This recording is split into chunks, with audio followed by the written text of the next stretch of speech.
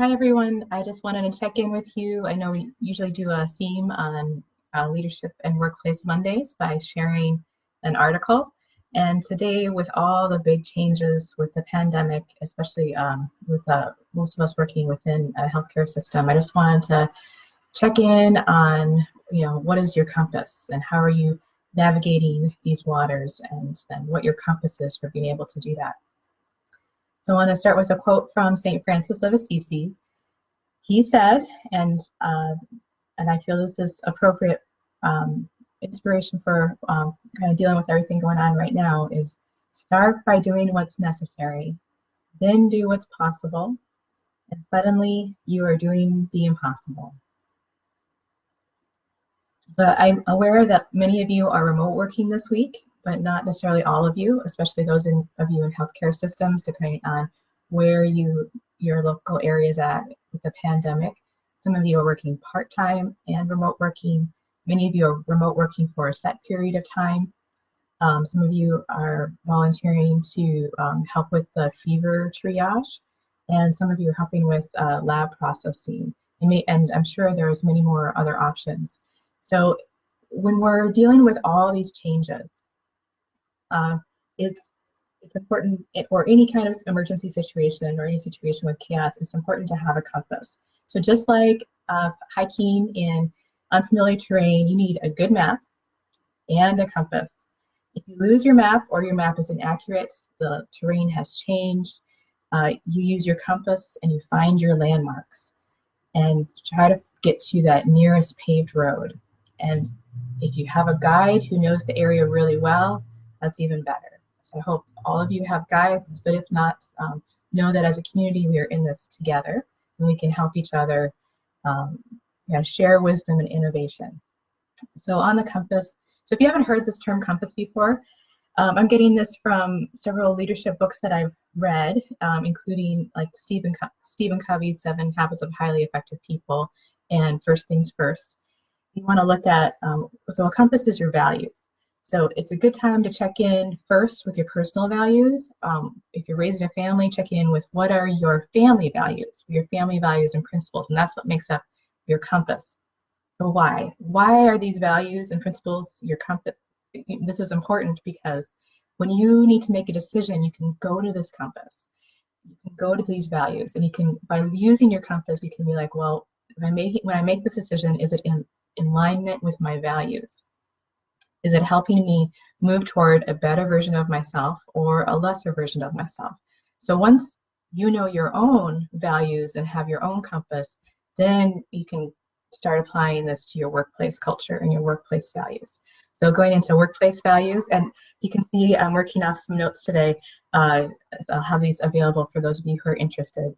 So when your workplace values, what is your mission and vision for your program and your organization?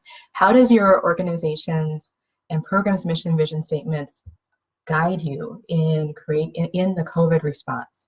Like, what is your compass when you're doing this pandemic response? And ideally, that would be looking at your program mission and vision. And if you don't have a program mission and vision, then you look at your organization's mission and vision, because that organization, that leadership is going to be looking at what their mission is to help guide them, and then all the other stuff that goes into that with CDC guidelines, etc. So when you're triaging information, making your program decisions, knowing that what your guiding principles are, your compass helps make those decisions at least encompassed when you're making these hard decisions. So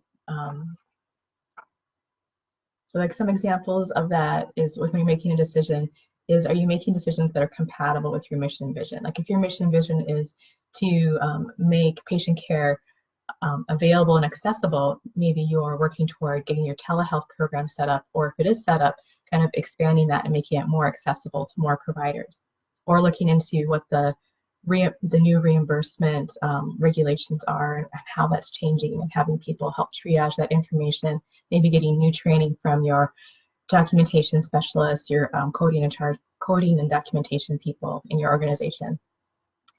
And there's great potential. So what we see when there's a crisis is that some organizations and people really rise to the challenge, and some really amazing things happen.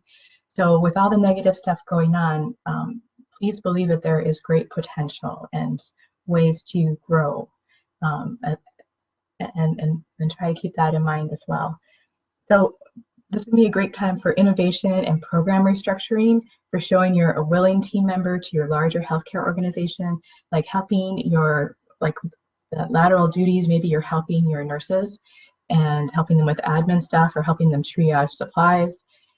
It's also great for connecting to your community and your teams virtually. So some examples for remote workers: you're working on like standard operating procedures, making sure they're getting updated, finishing up any admin work if you still had some admin stuff left over from your last clinical care cases. You can be creating materials for programs, whether that's resources to be able to have for webinars, patient education, etc. That's all potential stuff that you guys can work on depending on what your leadership says. So, and so the books I wanted to show you, if you're not familiar, there's a 7 Habits of Highly Effective People, and the First Things First, which talks more about the compass. And for those of you who have more time to read right now, I'll add the links, and you can always, if you don't already own the book, you can check them out at your virtual library like Libby or Amazon. And Predictable Results in Unpredictable Times is also a great one for this type of stuff. And when you're looking at in the Stephen Covey chart, if you guys aren't familiar with this, this is from Habit. I'm trying to move this with the camera. Sorry about that. Okay, right about here. In crisis, we tend to be here in block 1, which is important and it's urgent. But where we'd like to be is more about block 2. So even if you have 10 minutes of a day to work on block 2, that's awesome, especially in a crisis like this. So in block 2, we've got preparation, prevention, values clarification, planning. And then you're trying to stay away from, spend as little bit of time in block 4 as possible. Block 4. All right, so I want to remind you guys, you're all welcome. All of the hospital-based program people are welcome to join in the community discussions that we have later this week.